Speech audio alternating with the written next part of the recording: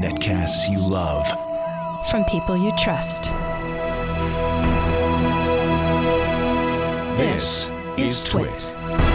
We're going to kick things off with the brand new Surface Pro 3. Microsoft announced it last week. Paul Thurrott was at the event. He's, of course, the host of Windows Weekly. Took his Surface Pro 3 home, and he's been using it for the last week, and he's got a review. Hi, Paul.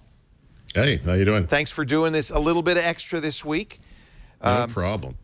You and Mary Jo both got Surface Pro 3s. Have you been using it like as your main computer for the last week?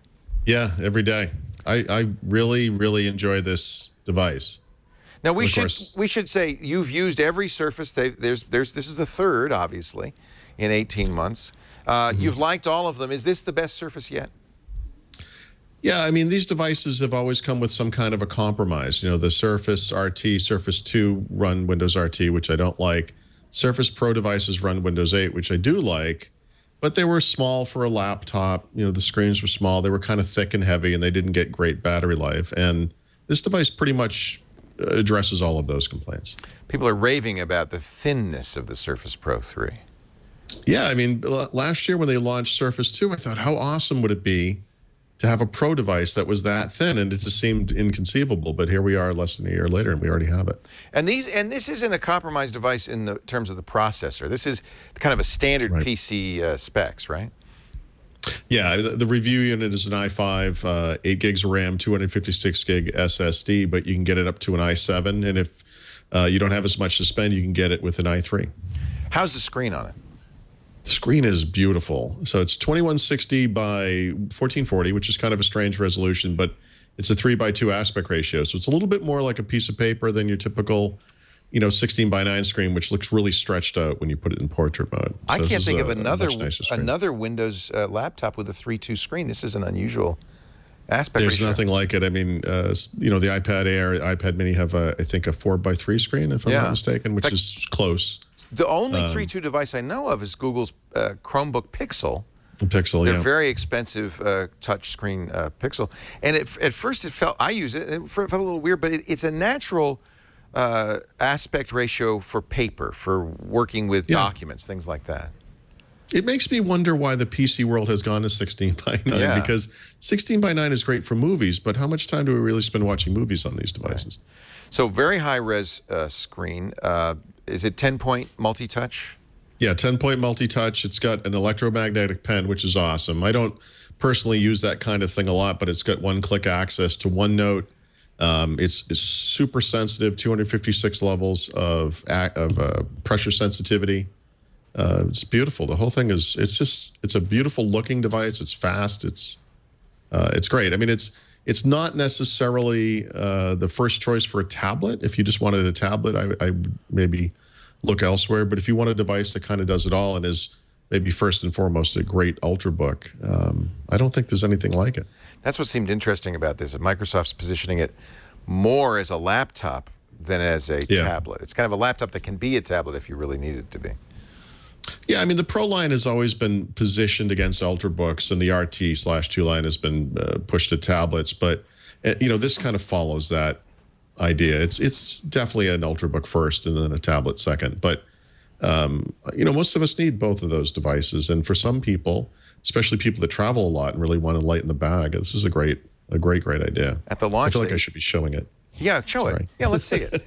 I mean, this is it in portrait mode. You can see it's not. It's normal looking. Reflective there, but it's not super stretched out.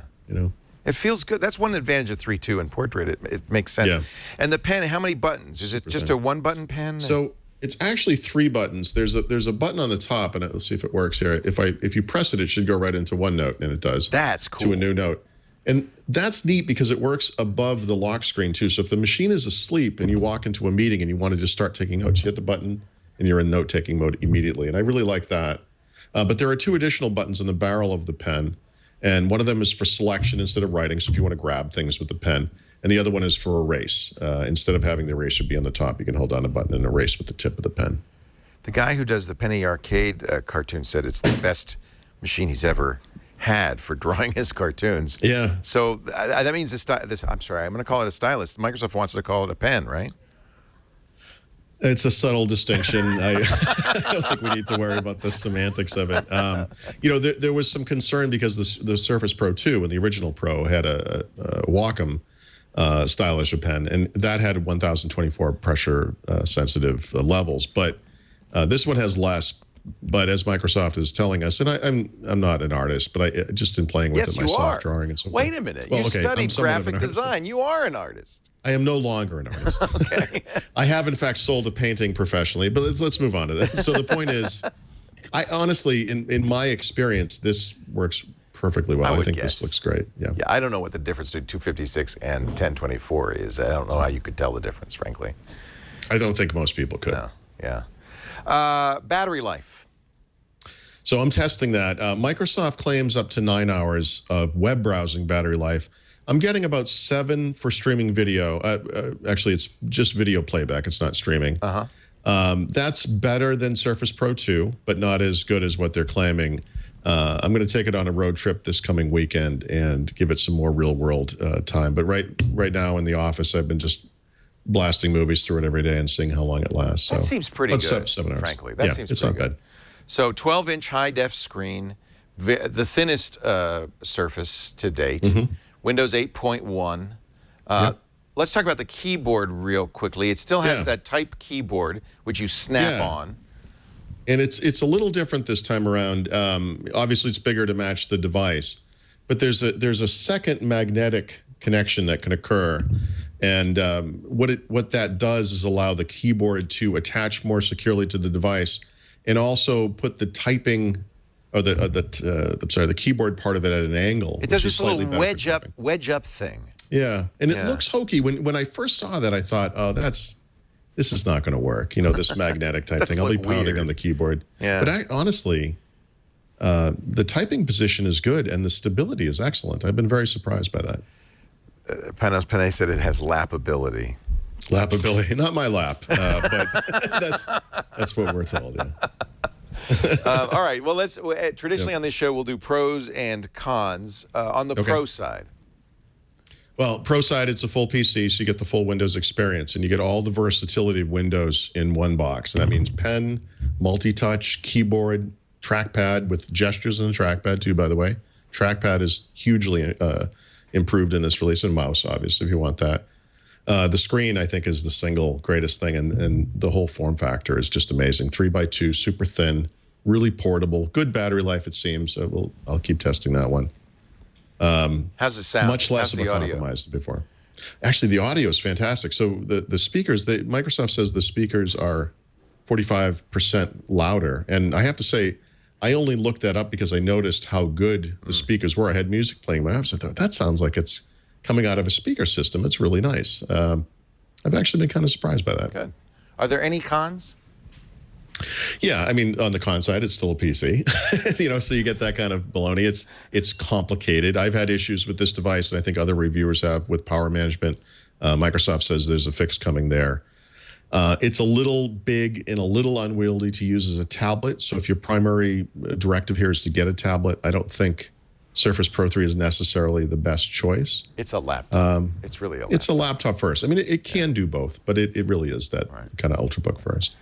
And the pricing has to be a little bit of a con. In fact, it's interesting. Microsoft, at the announcement, directly compared it. They said it's dollar for dollar the same as a MacBook Pro, which is considered to be very expensive. These are not like saying that my Chevette is pound for pound as safe as a Volvo. Exactly.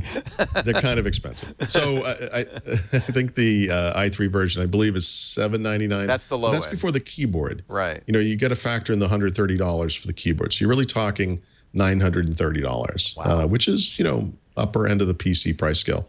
It goes all the way up to, I want to say, $1,900. It's almost $2,000. $50, yeah. But by the way, before the keyboard. Right. So it's really just under $2,000. Yeah. Yeah, that's a pretty serious machine right there, though. But they're hitting the premium end of the scale. Yeah. Buy, try, don't buy. If you're in the market for a PC and you want a little more than your average Ultrabook, absolutely buy. Yeah. This thing is really, really impressive. This is the Surface Pro I wish Microsoft had built 2 years ago. There you go. That's the tagline, the Surface Pro I wish they'd built 2 years ago. By the way, one last note before we let you go. I noticed they're still advertising the Surface Pro 2. I saw that too. I pointed out to my wife, we like everyone else, we skip through the commercials when we can, and it was the football player, and I stopped and I went back and I said, isn't that Surface 2? And yeah, they are. So I can't excuse it or explain it, but I would just point out that this device doesn't technically go or become available to buy until June 20th. And so obviously they want to get rid of the existing inventory. Will they sell both at any point? Just until it's sold out. Surface Pro 2 is going away. This is the replacement for the Pro 2? Yep. Okay. Just wanted to be clear. I wasn't sure if there were two different lines or this is the replacement. Paul Thurrott, this is the replacement. Hosts Windows Weekly. He'll be back tomorrow, in fact, every Wednesday, 11 a.m. Pacific, 2 p.m. Eastern Time with Mary Jo Foley. He writes probably the definitive Windows blog, the Supersite for Windows, at winsupersite.com, and has many books to his credit, including the latest, the Windows 8.1 book, which is at windows81book.com. That's right. All right. Hey, thanks, Paul. I really appreciate you doing that review of the Surface Pro 3. It's a buy, kids.